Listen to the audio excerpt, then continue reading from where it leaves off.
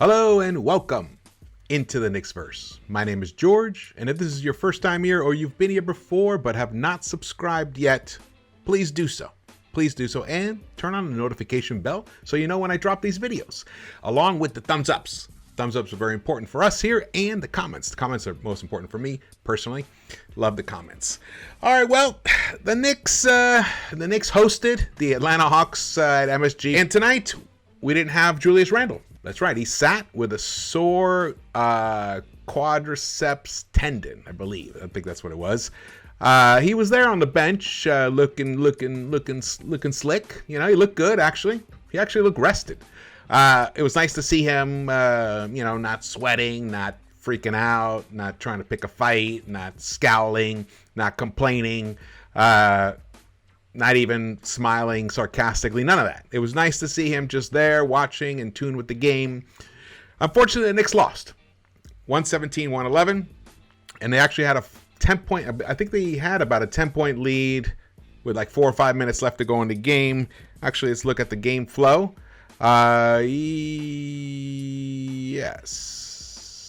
Yes. Actually, no, it was about... had a 10-point lead with about 8 minutes to go left in that fourth quarter. The fourth quarter, once again. Let's just look at this. Let's look at this. Okay, third quarter. This is the third quarter stats. RJ played 12 minutes. Now, I want you to remember something. Trae Young also played 12 minutes in that third quarter. So, RJ played 12. Trae Young played 12.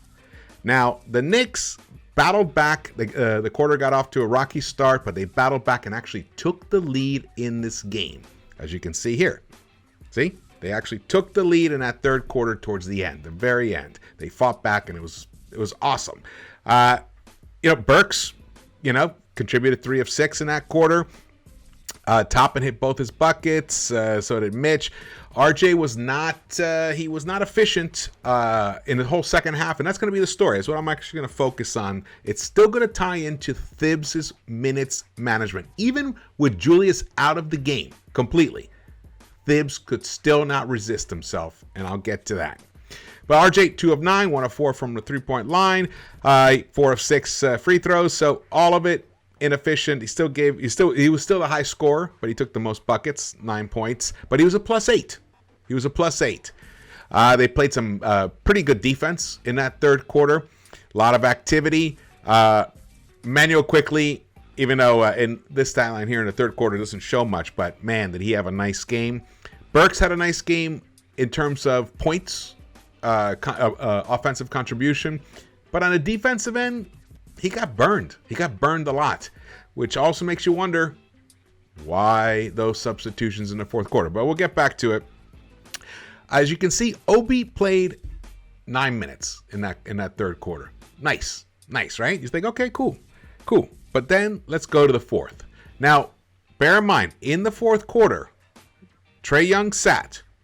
He played 7 minutes and 44 seconds. So at the 7:44 mark, Trae Young re-entered that fourth quarter.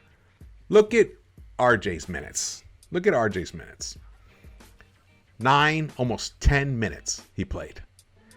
Thibs panicked in that fourth quarter. In fact, I'll show you a tweet here. And you can see here, look, the Knicks can only score 22 points in that fourth quarter.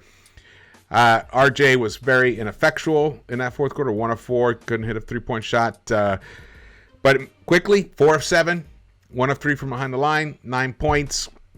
Even though he was a -8, he was still a solid contributor. 12 minutes. They have him down for 12 minutes. That has to be wrong. But either way, that's weird. But look at Taj's minutes. Taj played the entire fourth quarter. That doesn't seem right either. This could be wrong. Sorry, I'll have to check it. But no Obi. No Obi. That doesn't seem right. That actually looks wrong.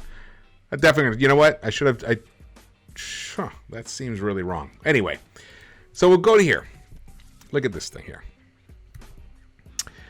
So, tweeted this out. RJ definitely faltered at the end thanks to Thibs' panicking and bringing him back 2 to 3 minutes earlier in the fourth than he should have. So you saw the minutes that Trey played, because that was correct, and the minutes that RJ played. RJ played way too many minutes. He had nothing left in that fourth quarter. He was running out of gas in that third quarter, yet he played the whole third. Thibs' inability to read his players and what they have left in them it's so lacking that it's stunning in a way. After all these years of him being a head coach, that he still can't get a feel on that. It's just shocking to me. So he panicked, and he panicked because, the Knicks, there was a couple of mistakes, and I heard him bark for RJ. No, he could have stuck. He could have stuck with that unit. That unit was playing well. The ball was moving. They were playing good defense. They were, the lead, yes, had been cut down. I think it was 10. I think it was cut down to 5 or whatever at that point.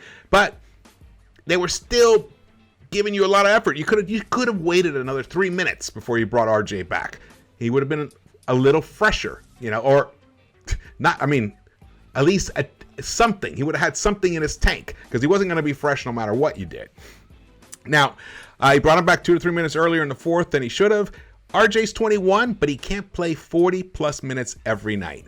Tonight was his 6th game in a row playing 40 or more, and that includes the Portland Trailblazers blowout. Yeah. And Thibs is going to be around next season? Really, really, really makes me wonder about Leon Rose. Seriously. Ian tweeted this out. This is Thibs' post-game response. I didn't get to watch it, so I just read this. When asked if having Taj Gibson in for Obi Toppin throughout the fourth. Oh, so Obi did play the entire fourth. Wow, I thought that was a typo. So I'm even more shocked now. So Obi did not play at all in the fourth. Throughout the fourth was for defensive purposes, which is ridiculous. We all saw it. Taj was actually a liability out there. He couldn't get loose balls. He couldn't even do easy little one-footers. He couldn't put anything back. He had nothing. He had nothing to give in that fourth quarter. But somehow Thibs thought he did. Yeah. Somehow Thibs thought he did. No, he panicked. He panicked and he went back to the vets bullshit, like he always does. So here we go. Tom Thibodeau concurred and cited defensive rotations in his answer. He also said New York Knicks wanted to do more switching against Atlanta in fourth and cited rim paint protection. Boo, Thibs. Boo. You screwed up. You screwed up. You didn't rotate correctly. You had the wrong mix of players towards the end, and the Knicks had nothing left. You had nobody who could create a shot. Burks did a nice little job there, and so did Quickly, but we could have used Obi's youth and athleticism to get some of those loose balls, to do some putbacks, anything. But no, we got Taj for fourth quarter. Now Taj is going to be on every highlight because Trae Young cooked him, left him. He just fell to the floor. I felt bad for Taj. I felt bad for him. How do you do that to that guy? How do you do that, Thibs? It's just sad, really. It's sad that you don't have the ability to see your mistakes. I'm talking about you, Thibs. Tommy Beard tweeted this out. Knicks lose again, but at least their young draft picks got plenty of valuable reps in an intense game. Just kidding. LOL. Alec Burks logged 35-plus minutes again, third most minutes played in this game, and Taj Gibson played more minutes, 20, than Sims, Grimes, and McBride. There was a moment there where I was happy about this game as we were ending the third quarter. And I tweeted out, actually I should have had this tweet up here. I tweeted out that the team, here we go, let's see. Knicks pulled ahead in a quarter. In a quarter, they were once down by 10. That's the third quarter. by sheer hustle, high energy, disrupting defense, and attacking the rim. Knicks led 89-87 after 3 quarters over the Hawks. But Thibs, he couldn't resist himself. Now here's the thing. The reason that I keep going back to the RJ and the minutes. Think about the style of play that RJ has been adopting lately. Since the beginning since New Year's Eve, basically. He's been attacking the paint consistently. Think about how much energy you expend getting your 6'6" frame through all that traffic to the rim repeatedly, time after time after time. The amount of distance that you're covering on the court compared to other players who just sit out on the 3-point line, maybe cut here and there, but they're not going at full speed. They're not getting bodied up. They're not getting resistance. They're not having to then leap and make something out of nothing. This is what RJ's been doing. It's been his game, and the efficiency has dwindled on it because the amount of energy that he's expending doing it is exhausting. And yet Thibs is playing him more minutes now than he has all year long. The word that's in my head, I'm not going to use it, but it just isn't smart. Let's put it that way. It's not smart. If RJ, and RJ, he 1 of 7 from the 3-point line tonight. He just didn't have it from the 3-point line. He has no legs right now. He started out this game pretty well. The first half, he was balling in the first half. I think he had 17 points in the first half. He was really having a nice. He got off to a nice start, but it all went away with that 12-minute third quarter. Why RJ had to play full 12 minutes? Okay, fine. So you decided that. You played 12 minutes. It worked out. You were able to claw back, take the lead. You were down 10, and you were up 2. So then, it was a 12-point turnaround. Great. Rest the kid. Bring him back at the 5-minute mark. But no.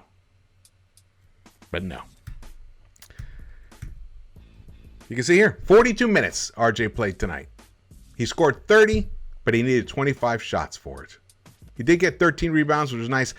And he got off to a great start. 3 assists. I think that was even in the first quarter. Nothing the rest of the game.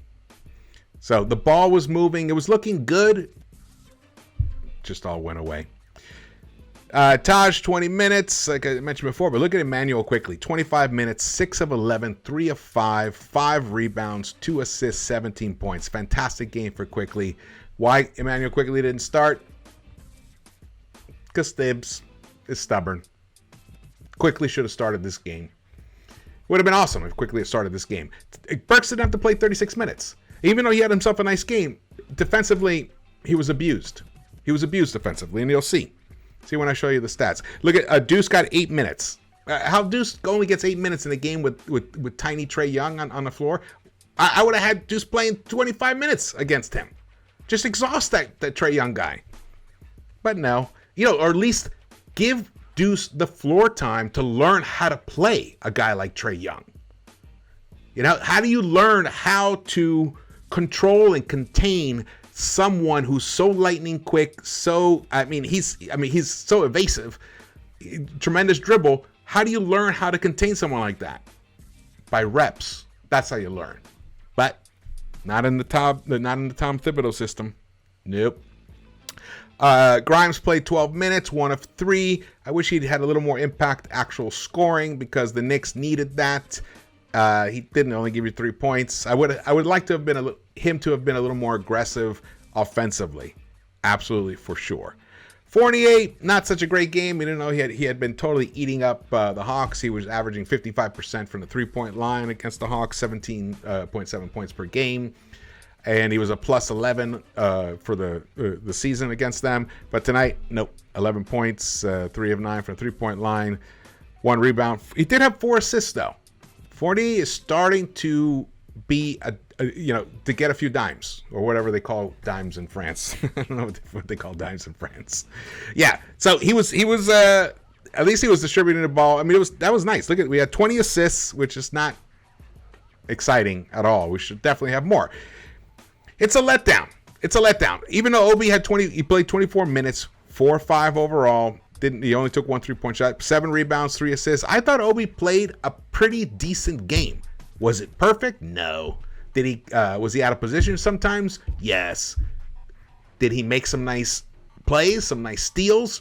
Did he actually? He made some excellent saves from out of bounds. He was a very effective player, even though the plus minus won't show it. But he was an effective player tonight. He should have played in that fourth quarter. You can see he was a -10. Mitch -6. All the starters were minuses. Everybody was a minus except for Sims. And look, you know who wasn't a minus? Emmanuel Quickley and Quentin Grimes. Wow, I didn't realize that. Also, one thing is, it doesn't say it here, but RJ missed a lot of free throws. He was from the free throw line. RJ, I believe he was, come on. 11 of 17. That's terrible. God, RJ. RJ could have had 40 points, 45 points tonight easily. He could have basically matched Trae Young's output, and the Knicks would have won this game going away. But he played too many minutes, and not just tonight. This has each game they link together. They don't have that much rest between these games, and then when you factor in travel time and everything, and they're playing tomorrow night in Charlotte, I believe. Wait, is it in Charlotte? Tomorrow night? No. Tomorrow night's the game. It's at the Garden. Okay, good. But still, he plays tomorrow night. You know he's going to play 40-something minutes tomorrow night. Crazy Thibs. Let's see here. Wait, no. Let's go to... Yeah, you can see 45 points. What a nice game for them. Look, the Hawks hit almost 42% of the three-pointers. They put up 36 three-point shots up in the air. They connected on 15 of them. Overall, they shot almost 50% from the field overall. So this need for defense in the fourth quarter didn't work because they lit it up in the fourth quarter. That's where they separated themselves from us. And then let's go to the team stats here. So you can see, even though we shot pretty well, almost 49% ourselves, and they shot just 0.6% more than us. That was nice. But in the three-point line, it was the difference. They put up 2 more attempts, and they connected on those 2. I wish we had shot more three-pointers. But it wasn't there. That's probably where we could have used Quickly. I mean, not Quickly. Sorry, Quickly did his job. I meant Quentin. The Q throws me up. Quentin, it would have been nice for him to take in a few. I would like to have seen him put up 3 more three-point shots. Maybe he connects on 2 of those, and that's the big difference in the game. Or at least they're about tied at that point. So fouls. Knicks committed a lot more fouls. Points in the paint, we own that. Fast break points, we owned it. Total turnovers were about the same. You can see a lot of look, we had more steals than them, but they had more assists. They had 26 assists. We had 20. So it's not just Julius Randle. It is also the style of play that Thibs is forcing these guys to play. When the ball is moving and players are moving off ball, making cuts, off-ball screens, the team is a much better team, much more dynamic, much harder to guard. But that all goes away because it doesn't fit the Thibodeau scheme, sadly. Sadly. All right, I just want to take this moment right now to shout out the sponsor, BUSR. Please check them out. They are running a promotion, especially right now with March Madness coming up. We have the Sweet 16 starting on Thursday, so go in and place your bets. You bet $1, you are entered to win $10,000 in the March Madness $10,000 contest at BUSR. Plus, you get a 100% sign-up bonus and 25 casino chips with every single deposit. So definitely check them out. It's easy. You just sign up or you log in if you already have an account. Make a deposit using the promotion on site and use the link that's in the description below. It's busr.com/MM32. And if you use that link, it credits into the Knicks-Verse, which is awesome for us. All right, yeah, definitely check them out. Get your bets in because March Madness is here. And you can bet on anything else, too. It's a sports book, and they have other casino games. And I believe you can bet on fights, too, as well. All right, well, thank you so much for watching this. Again, my name is George, and if you have not subscribed yet, please do so and hit the thumbs up button and drop your comments. I love the comments. I want to hear your thoughts and feelings about this. This actually was the exact kind of game I wanted to see the young guys play a lot of minutes in. They played some minutes, they had some burn, but not enough, not as much as we want. But we got to see some of Obi, which was nice, and we got to see IQ really continuing his he's surging right now, and that is great news for the future. And if you haven't watched the pregame show, check it out, because Keith and I break down the 4 biggest positives of the Knicks season this year, of this season for them. And there has been, even though things don't look so great right now, there actually have been some very positive things that have occurred. So check that out. And I will see you around the Knicks-Verse.